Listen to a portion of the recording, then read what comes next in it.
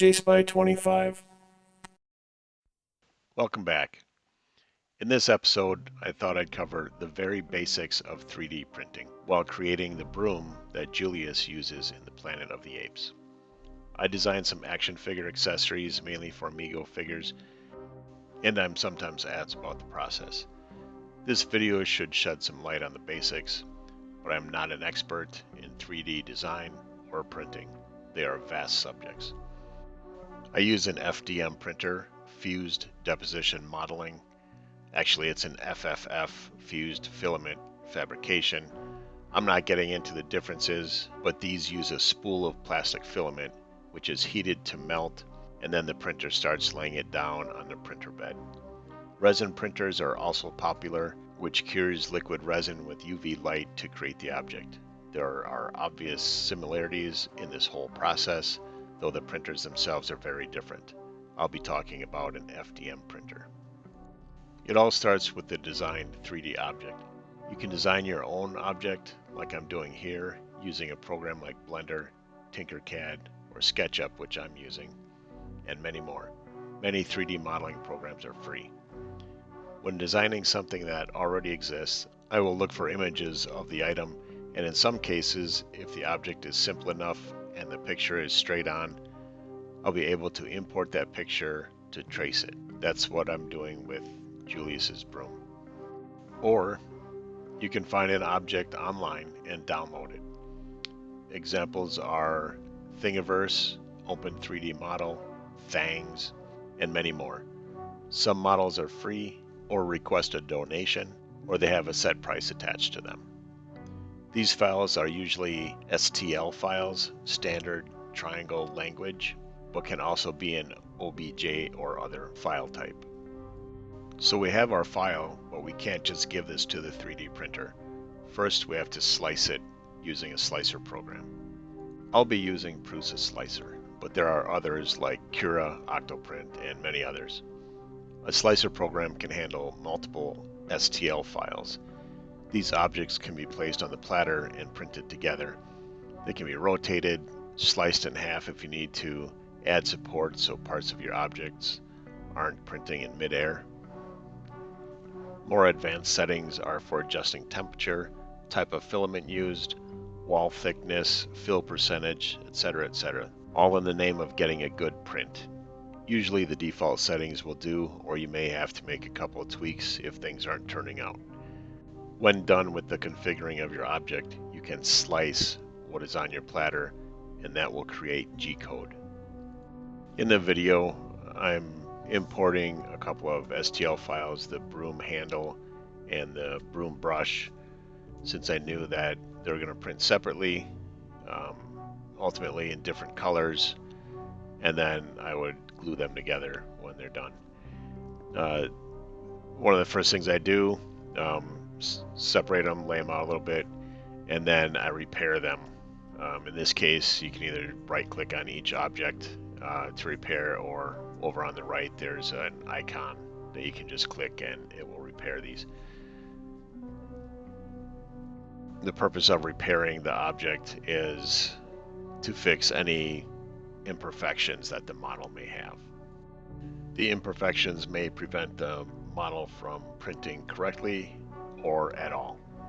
In the video, you'll see me checking a few things with the broom handle, and what my concern is the part that holds the bristles won't have a big enough base, and what that can cause is, the printer will lay down a couple of strands of the plastic, and then as it's building on it, it could come loose with all the movement of the bed, and there's really not a lot that's adhered to the bed. The bristles are fine because it's starting out printing on a completely flat surface, and it prints from the bottom up to the ends of the bristles, so that's not an issue. So sometimes you can orient the object differently so it prints differently, and then there's a better base for the object to print on. But in this case, the handle is just fine the way it is, so we need to worry about the broom head. So what I'm doing is adding a support to the broom head, and that gives it more surface to stick to the bed, and that'll help it print just fine. Then you can see after it's sliced, you can see the supports on the broom head. They show up in green. You usually want to use only enough supports as you need. Otherwise, it can get tangled up into the rest of the model and can be difficult to remove. In this case, they're just going to snap right off. The slicer will also show you where some overhangs will be that you may also have to support. After the objects are sliced and everything looks good, then you can export your G-code, and that file is what you give to the printer. G-code is the file that tells the 3D printer what and how to print. I copied G-code onto an SD card from my computer, then insert the SD card into the 3D printer. Before printing, you'll want to clean the platter or plate. Do this according to the manufacturer's directions, but I use 90% alcohol on mine. Put it on a paper towel and then clean the surface. Of course, you'll use your choice of filament color, but beyond that, there is the type of filament. PLA is probably the most common, with PLA Plus being a little more durable, but there are pros and cons between the two.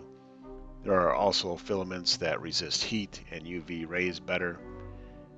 You won't want to leave PLA in the back window of your car on a hot day, but there are filaments made for that. After the printer is set up, choose the G-code file you want to print, and the printer will do some self-checks and then start printing, one layer at a time.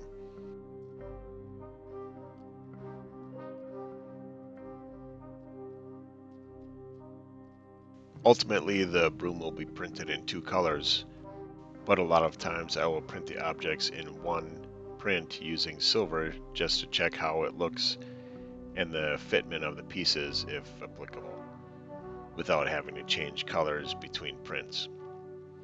With a medium lighter color like silver, it's also easier to see the details. Printer maintenance is important. Be sure to do the maintenance the manufacturer recommends. This may include cleaning the bed, lubricating the rods that the bed and the print head move on, and then cleaning those rods as the lubricant pushed to the side will start to accumulate and collect dirt. There's also maintenance for the path the filament takes.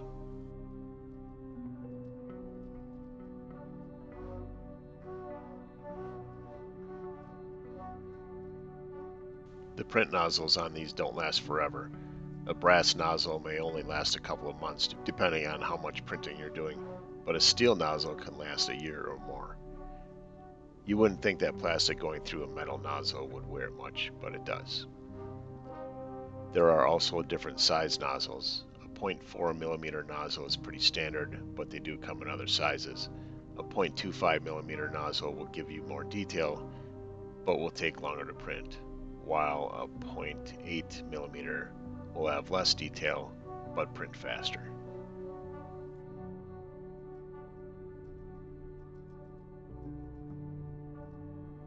Make sure when you're setting up your printer that you give it enough room, and remember the bed needs to move backwards on most models.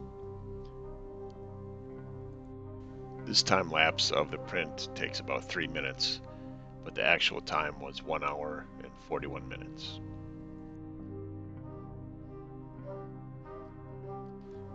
I usually let my prints sit until the bed has cooled off before removing them. Here's the result of the test print. It fit together well and I think it looks pretty good. Except after I started looking at it more. Because the picture I traced was on a slight angle, I think it turned out too narrow, so I went back and widened the broom. Here's the final result. I will be back next time where I will be hopefully showing off a successful experiment.